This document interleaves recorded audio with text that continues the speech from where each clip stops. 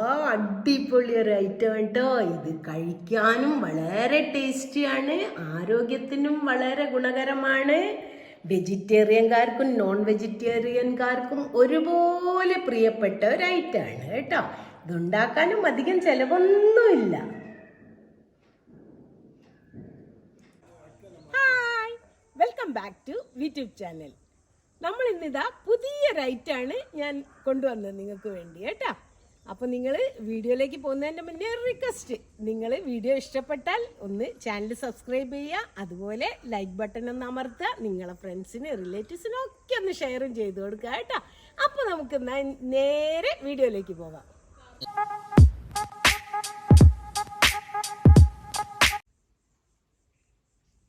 ഇതാണ് നമ്മുടെ ഐറ്റം.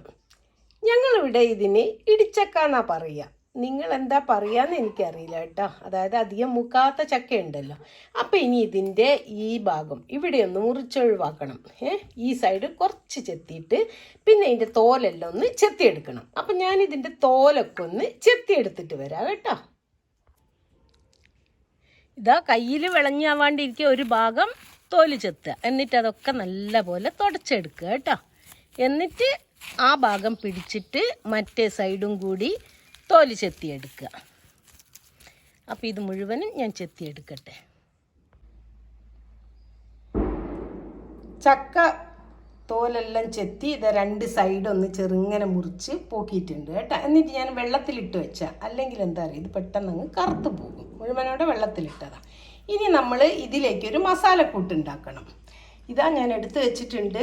ഒരു 3/4 ടീസ്പൂൺ പോലെ നമ്മൾ റെഡ് ചില്ലി, പിന്നെ ഒരു 1/2 ടീസ്പൂൺ മഞ്ഞൾപ്പൊടി, 1/2 ടീസ്പൂൺ കുരുമുളക് പൊടി, പിന്നെ ഇതാ ഒരു പിഞ്ച് നമ്മുടെ പെരിഞ്ചീരകം, പിന്നെ ഇത് പച്ചമുളക് 2-3 എണ്ണം നല്ല എരിവുള്ളതാണ് ഇവിടെ തന്നെയുള്ള, പിന്നെ കുറച്ച് വെളുത്തുള്ളി, ചെറിയ 2 കഷ്ണം ഇഞ്ചി, പിന്നെ ഇതാ 3/4 ടേബിൾ സ്പൂൺ മല്ലിപ്പൊടിയും കൂടി എടുത്തിട്ടുണ്ട് കേട്ടോ. പിന്നെ ഇതാ പാകത്തിന് ഉപ്പ്. ഇത്രയും സാധനങ്ങൾ ഒന്ന് മിക്സിയിലിട്ട് നല്ല പോലെ ഒന്ന് അടിച്ചെടുക്കണം കേട്ടോ.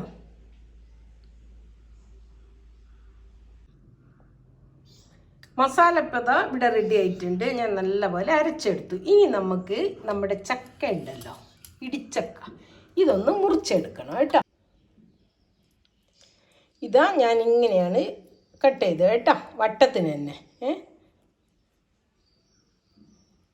കണ്ടോ, ഇതുപോലെ കുറച്ച് നേരിയ കഷ്ണങ്ങളാക്കി വെട്ടിയെടുക്കുക എല്ലാം.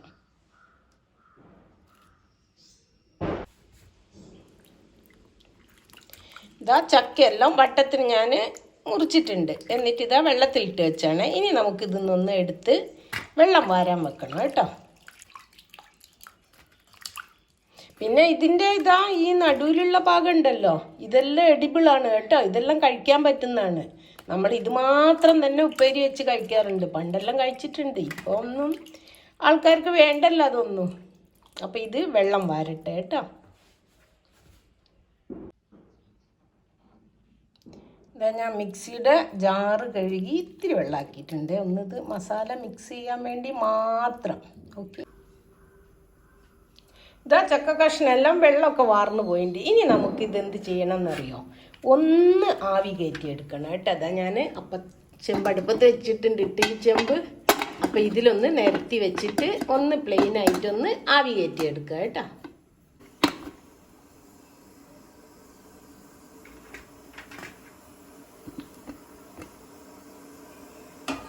എന്നിട്ടൊന്ന് മൂടി വെച്ച് ഒന്ന് ആവി വരുത്തുക. ഒരു ഭാഗം വെന്താലേ ഒന്ന് തിരിച്ചു മറിച്ചൊന്ന് ഇട്ട് കൊടുക്കുക കേട്ടോ. അടിഭാഗമൊക്കെ ഒന്ന് നല്ലോണം വെന്തോട്ട് അടിയിലേക്കുള്ള കൈയൊന്നും പൊളിക്കരുത് കേട്ടോ, ആവി കയറിക്കൂടും, നോക്കണം. അപ്പോൾ 2 ഭാഗം ഒന്ന് വേകാൻ വേണ്ടിയിട്ട് തിരിച്ചിട്ട് കൊടുത്തു. ഇനി ഒന്നുകൂടെ മൂടി വെക്കാം കേട്ടോ.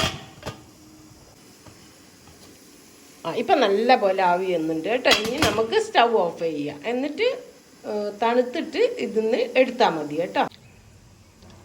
ഇപ്പം ഇതാ എല്ലാം നമ്മൾ അതിന് കോരി എടുത്തിട്ടുണ്ട്. ചൂടൊക്കെ തണിഞ്ഞ് ഇനി നമ്മൾ അരച്ചു വെച്ച മസാലയല്ലേ, അതിലിങ്ങനെ എല്ലാം പുരട്ടിയിട്ട് നമ്മളൊരു 1/2 മണിക്കൂർ റെസ്റ്റ് ചെയ്യാൻ വെക്കണം കേട്ടോ. അപ്പം ഞാനിതെല്ലാം ഒന്ന് ഇതുപോലെ പുരട്ടിയിട്ട് വെക്കട്ടെ കേട്ടോ.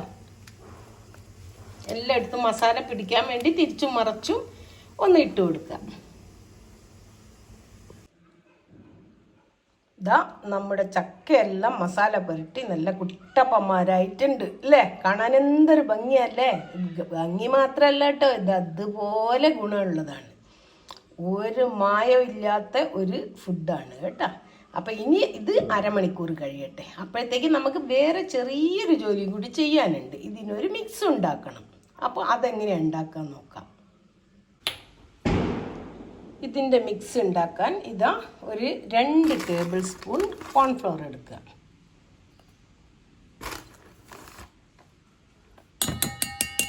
അതിലേക്ക് ഒരു 3 ടേബിൾ സ്പൂൺ അരിപ്പൊടി,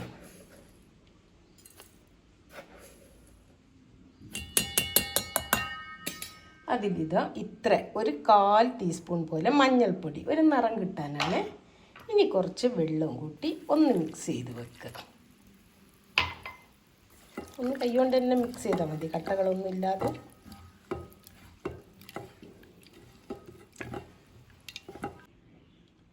പിന്നെ ഇതാ കുറച്ച് ഉപ്പ് കേട്ടോ, ഇതിൻ്റെ പുറത്തെ കോട്ടിങ്ങിന് വേണ്ടി മാത്രമാണ്.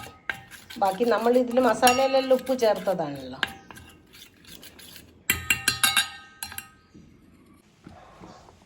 ഇതാ വേറൊരു പാത്രത്തിൽ നമ്മൾ ഡെസിക്കേറ്റഡ് കോക്കനട്ട് എടുത്ത് വെക്കുക കേട്ടോ. നിങ്ങൾ കണ്ടല്ലോ വീഡിയോ, കോക്കനട്ട് ഓയിൽ ഉണ്ടാക്കുന്ന വീട്ടിൽ കോൾഡ് പ്രസ്ഡ്.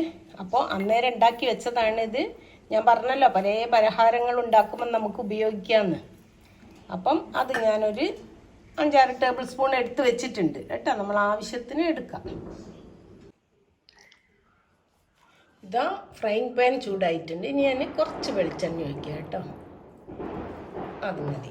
ഇനി നമ്മൾ ഇതാ ഇവിടുന്ന് ഇത് എടുക്കുക കേട്ടോ. നമ്മൾ മസാല പറ്റി വെച്ചല്ലേ 3 മണിക്കൂർ അരമണിക്കൂർ കഴിഞ്ഞില്ലേ.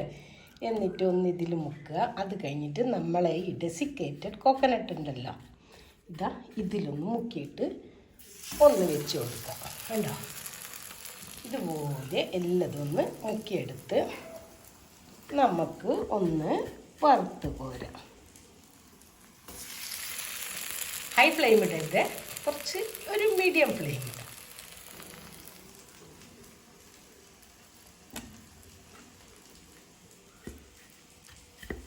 ഡെസിക്കേറ്റഡ് കോക്കനട്ടിൽ ഇതുപോലെ മുക്കിയിട്ട് വെച്ച് കൊടുക്കാം. അപ്പം ഞാൻ ഒരു ഭാഗം വേകുമ്പോൾ പിന്നെ തിരിച്ചിടുക കേട്ടോ. അപ്പം ഞാനിതൊന്ന് മുഴുവനും ഇതുപോലെ ചെയ്തെടുക്കട്ടെ. ഒരു ഭാഗം വേവട്ടെ. തീരെ ചിലവ് കുറഞ്ഞതും ഒരുപാട് ഗുണങ്ങളുള്ള ഒരു ഐറ്റമാണിത് കേട്ടോ. അപ്പോൾ ഇത് എല്ലാവരും ഒന്ന് ട്രൈ ചെയ്ത് നോക്കണം എന്തായാലും. നമ്മളിപ്പോൾ ഇതാ ഇതിന്ന് വെന്തതെല്ലാം കോരി മാറ്റുന്നു.